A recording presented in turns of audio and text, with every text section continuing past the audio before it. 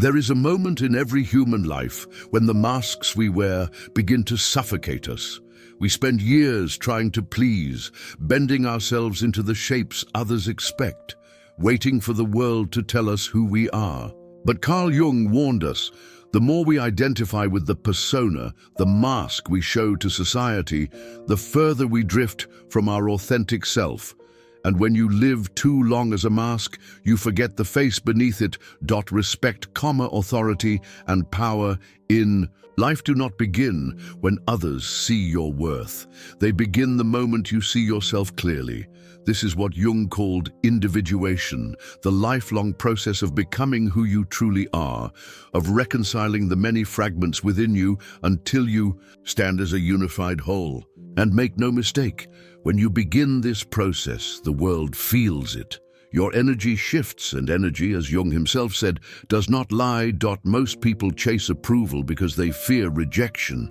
They perform loyalty, overgive, and silence their needs, believing that this sacrifice will buy them love. But this is nothing more than a bargain with emptiness.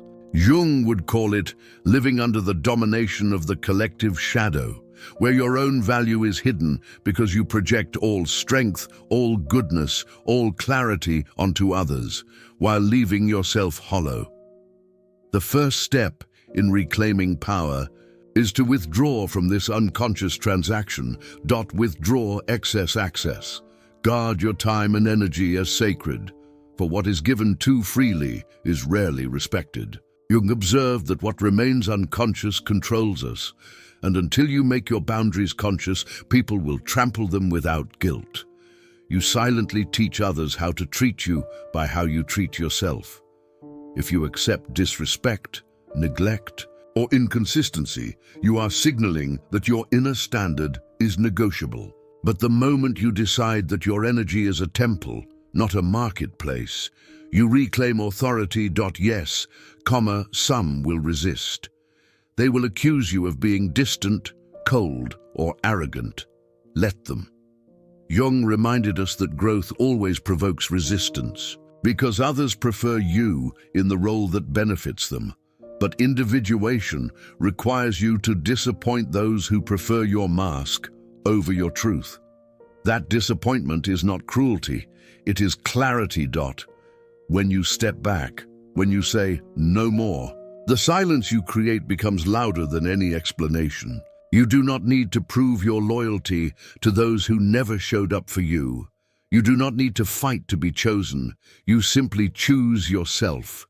And that choice, repeated daily, transforms not only how others treat you, but how you see yourself.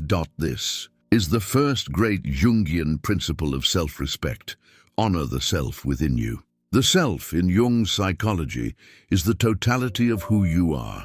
The conscious ego, the unconscious instincts, the archetypes that guide you. When you stop living for the applause of the world and begin aligning with your inner self, you stop shrinking. You stop apologizing. You stop begging for a seat at tables where your soul was never welcomed. Instead, you begin building your own table, and those who truly resonate with your essence will find their way to it. But this shift is not only about boundaries, it is about silence. Jung knew that true wisdom is not loud. Who looks outside dreams. Who looks inside awakes. When you speak less and observe more, you awaken to truths that noise drowns out. In silence, you begin to notice the tone behind words, the tension in someone's body when they lie, the shadow that slips out in contradiction. People reveal more in their inconsistencies than in their speeches. Observation is the bridge between psychology and survival. It is where awareness becomes protection. In a world obsessed with proving, defending, and shouting to be heard, your silence becomes magnetic. Not the silence of fear, but the silence of mastery. You no longer rush to argue or explain because you understand that not every battle deserves your energy. Jung said that neurosis is the suffering of a soul that has not discovered its meaning. Much of human noise is neurosis, people screaming not to be forgotten because they have forgotten themselves. But when you are rooted in self-awareness, You do not need to scream. You are already anchored. And here is where the power of individuation deepens. Self-respect begins in private. Before the world can value you, you must value yourself when no one is watching. Do you speak to yourself with kindness in the dark? Do you hold yourself accountable when no applause is given? Jung spoke often of the shadow, the parts of ourselves we deny, repress, or hide. To respect yourself in private, you must confront your shadow without judgment. You must forgive your failures, learn from your wounds, and choose growth over excuses. This is not arrogance, it is alignment. Every time you honor yourself when no one is clapping, you add bricks to the foundation of unshakable confidence. And soon, others will sense it, not because you demanded their respect, but because your presence carries weight. Self-respect is energy, and energy, again, does not lie. But beware. This path is not easy. It will require walking away from relationships, environments, and habits that dishonor your essence. It will require leaving without drama, without the need for validation, without posting your healing online. Jung insisted that individuation was a solitary path because only you can unite the fragments of your being. But in that solitude, you discover something sacred, peace. And peace is the loudest authority you can ever carry. So let this be the first shift. Withdraw undeserved access, speak less and observe more. Respect yourself in private, and when necessary, walk away with dignity. In doing this, you awaken not just to who you are, but to who you were always meant to be. And if these words resonate with you, let me ask you, what mask are you ready to remove? Share it in the comments.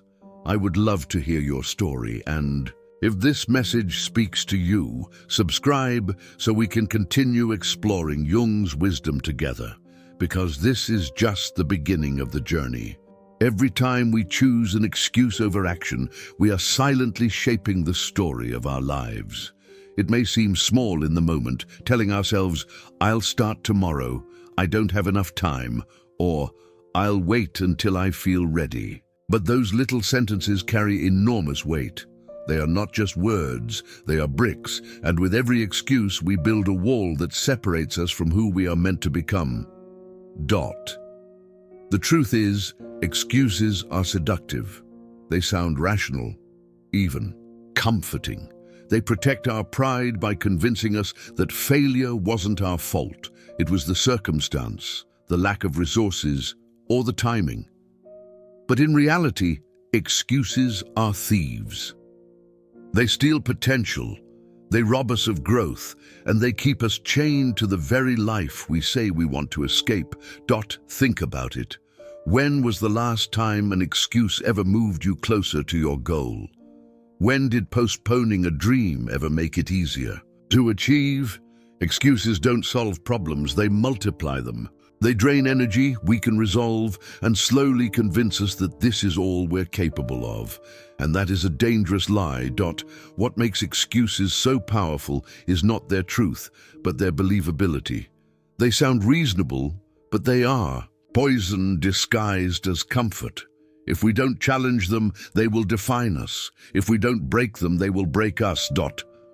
The Bible reminds us in Proverbs 22:13, "The lazy person says, 'There's a lion outside.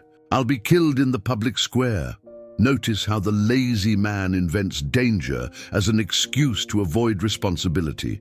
Excuses will always find a reason to stop you: fear, fatigue, lack, risk. But none of them will ever bring you closer to victory. Jordan Peterson often emphasizes personal responsibility as the antidote to chaos. Excuses are the voice of chaos. They whisper reasons to avoid, delay, and deny. Responsibility, on the other hand, is the voice of order. It demands courage, discipline, and honesty. The choice between excuses and responsibility is the choice between staying in bondage or walking into freedom. The hidden cost of excuses is not just lost time, but lost identity. Because every time you make an excuse, you tell yourself, I am not capable. I am not worthy. I am not ready. And over time, that belief becomes a cage around your soul. But here's the good news. The moment you stop feeding excuses, you start feeding power. You reclaim your agency, your courage, your faith. The chains begin to break the moment you decide that excuses will no longer have authority over your life. If this truth is speaking to you right now, I want you to pause and write in the comments. No more excuses. My time starts now. Your words have power, and if you haven't yet, subscribe to this channel, because every video here is designed to remind you that you are capable of far more than your excuses will ever allow.